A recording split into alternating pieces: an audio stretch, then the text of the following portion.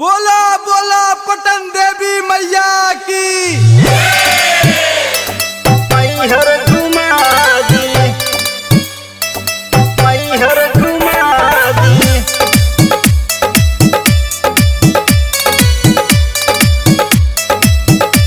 सजन हमके मैहर घुमा दी।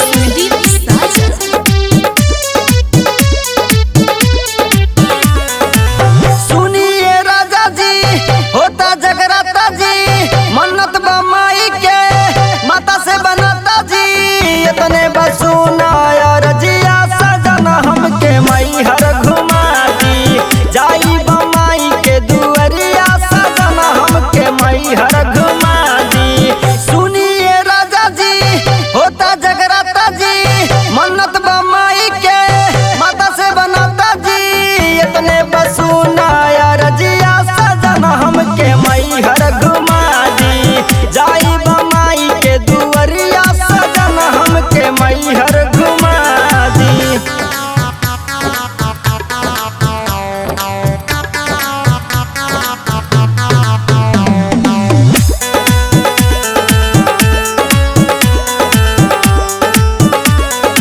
लेके निमिया के बात हो, चला राजा हमरे साथ हो।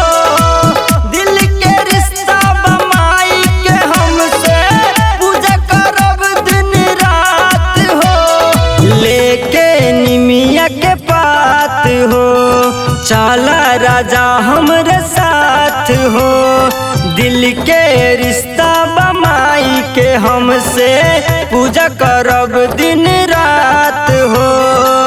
खाली पाँव जाइब हम, कलसा ले आइब हम, बात मन हमर ले चलाए बलम। काहे तू बड़ा निर्दया बलम हमके मैहर घुमा दी। जाई बमाई के दुअरिया सजन हमके मैहर घुमा दी।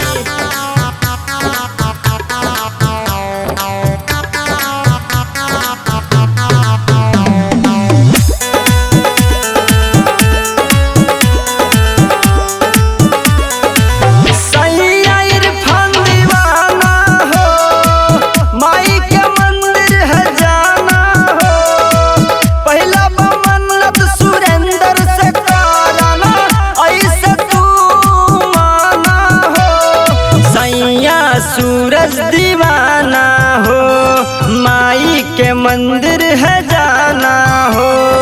पहिला बमन्नत दीवा कर हो, सुना करना ऐसे बहाना हो। राइटर विश्वनाथ हो साथे संतोष हो, करतनी तहरा से हम अनुरोध हो। दिने से लई है अगरबत्तिया